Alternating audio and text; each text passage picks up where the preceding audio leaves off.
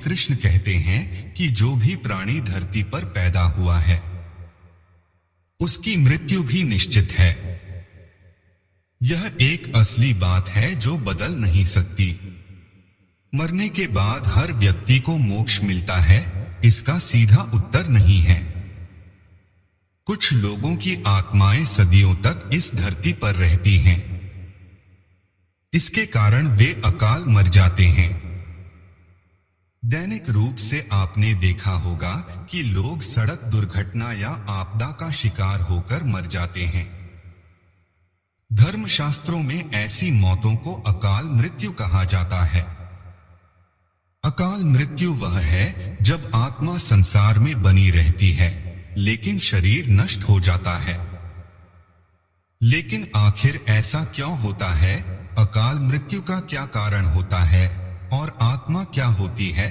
आज के इस वीडियो में हम इस विषय पर अधिक चर्चा करेंगे। इस वीडियो में हम अकाल मृत्यु का कारण जानेंगे। अकाल मृत्यु के बाद उस आत्मा का क्या होता है? अकाल मृत्यु कैसे होती है? अकाल मृत्यु से बचने का मंत्र क्या है? आत्महत्या को पाप क्यों माना गया है? इसीलिए इस वीडियो को पूरा देखें। जय श्री राम मित्रों, आप सभी का हमारे चैनल माया नगरी में स्वागत है। आपको इस चैनल पर सनातन धर्म, गरुड़ पुराण एवं धार्मिक जैसी वीडियो देखने को मिलेगी, तो आप सभी इस चैनल को सब्सक्राइब करें। देर ना करते हुए चलिए आज के वीडियो की शुरुआत करते हैं और जानते हैं अकाल मृत्यु बारे में सच्ची बातें। अकाल मृत्यु कैसे होती है? मित्रों, साधारण मृत्यु के बारे में तो हम सभी जानते हैं और समझते हैं, लेकिन अकाल मृत्यु का विषय ऐसा है कि इसके बारे में कई बातें कही जाती हैं। जरूर पुराण के 7वें अध्याय में लिखा गया है कि अगर कोई प्राणी भूख से तड़पकर मर जाता है या किसी हिंसक जानवर द्वारा मृत्यु हो जाती है या फिर जहरीला पदार्थ सेवन करने से या फिर पानी में डूबने से किसी मनुष्य की मौत हो जाती है, तो ऐसे मनुष्य को अकाल मृत्यु के श्रेणी में रखा जाता है। अकाल मृत्यु क्यों होती है? दोस्तों, अकाल मृत्यु किसी भी कारण से हो सकती है, फिर चाहे वह किसी रोग के कारण हो, यह दुर्घटना के कारण। ऐसे में मनुष्य अक्सर यही सोचता है, वो काश ये उनके साथ नहीं हुआ होता तो शायद इसकी मृत्यु नहीं होती। परंतु अकाल मृत्यु का कारण अनेक जन्मों में किए गए दुष्कर्म को बताया गया है। जरूर पुराण में इसी प्रसंग में गरुड़ जी ने श्रीहरि से यह प्रश्न पूछा था। जब वेदों में मनुष्य की उम्र 100 साल निश्चित की गई है, तो उनकी अकाल मृत्यु क्यों हो जाती है? इस सवाल के उत्तर में श्री हरि बताते हैं कि यह सच है।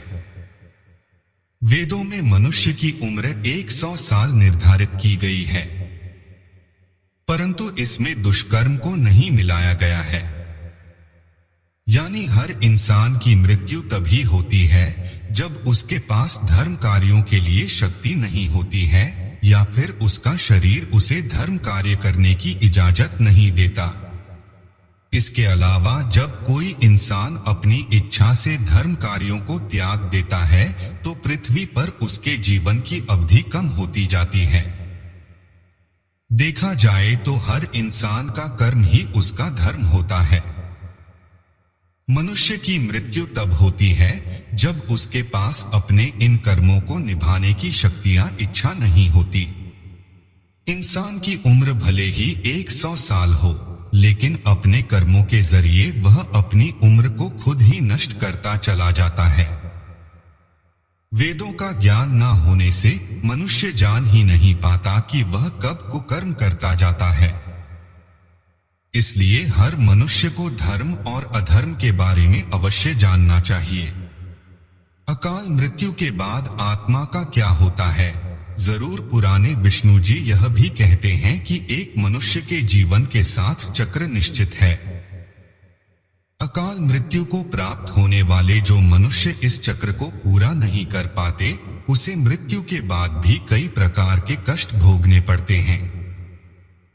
दरअसल अचानक ही मृत्यु होने की वजह से मनुष्य की इच्छा, कामना और तृष्णा बनी रहती है, जो कभी पूरी नहीं हो पाती। ऐसे में शरीर तो नष्ट हो जाता है, लेकिन आत्मा का मोह नहीं छूटता।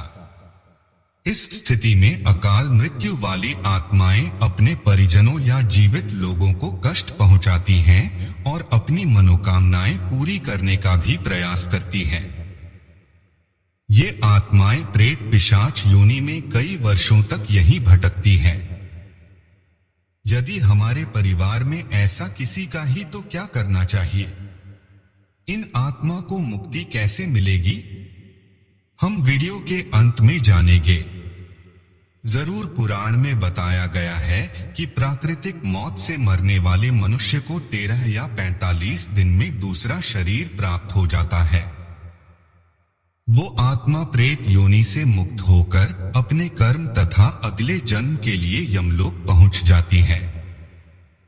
जबकि अकाल मृत्यु में व्यक्ति भूत, प्रेत, पिशाच, कुष्मांडा, ब्रह्म राक्षस, बेताल और छत्रपाल योनि में भटकता रहता है। उनकी आत्मा को आसानी से शांति नहीं मिलती। आत्महत्या पाप क्यों है? आपको बता दें कि अकाल मृत्यु में आत्महत्या को सबसे निचले दर्जे पर रखा जाता है। आत्महत्या करना पाप माना गया है। ग्रंथों की दृष्टि से यह एक घिनौना कृत्य है। भगवान विष्णु जी ने गरुड़ पुराण में इसे ईश्वर का निरादर और अपमान कहा है। वह कहते हैं कि आत्महत्या करने वाले मनुष्य की आत्मा पृथ्वी लोक पर तब तक भटकती रहती है जब तक कि वह प्रकृति द्वारा निर्धारित अपने जीवन चक्र को पूरा नहीं कर लेती।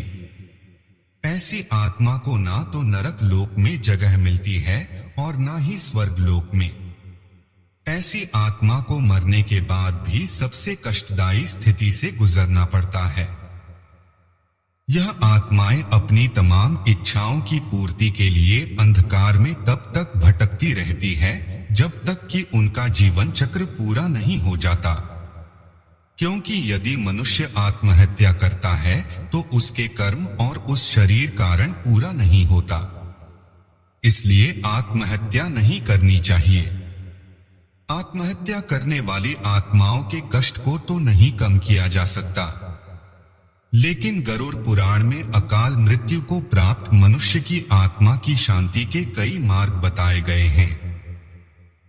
अकाल मरने से बचने का मंत्र भगवान विष्णु ने कहा कि मर चुके व्यक्ति के परिवार को इसे नदी या तालाब में तर्पण करना चाहिए। साथ ही मृत आत्मा की इच्छा की पूर्ति करने और उनकी आत्मा को जल्द ही मुक्ति मिलने के लिए पिंडदान और पुण्य कर्म जैसे सत्कर्म करने चाहिए। यह सेवा कार्य 3 से 4 वर्षों तक चलना चाहिए। तब जाकर अकाल मर चुकी आत्माओं को मुक्ति मिलती है और एक नया जीवन शुरू होता है। मित्रों, अकाल मृत्यु से बचने के लिए हमें अच्छे काम करना चाहिए और भगवान से प्रार्थना करना चाहिए। प्रार्थना में भाग्य बदल देने की शक्ति होती है। इसलिए आप भी पुण्य करें और दूसरों को भी बताएं। मित्रों, आज का वीडियो यहीं समाप्त होता है। यदि आपको वीडियो पसंद आया है तो इसे लाइक करें। अगले वीडियो में नई जानकारी मिलेगी।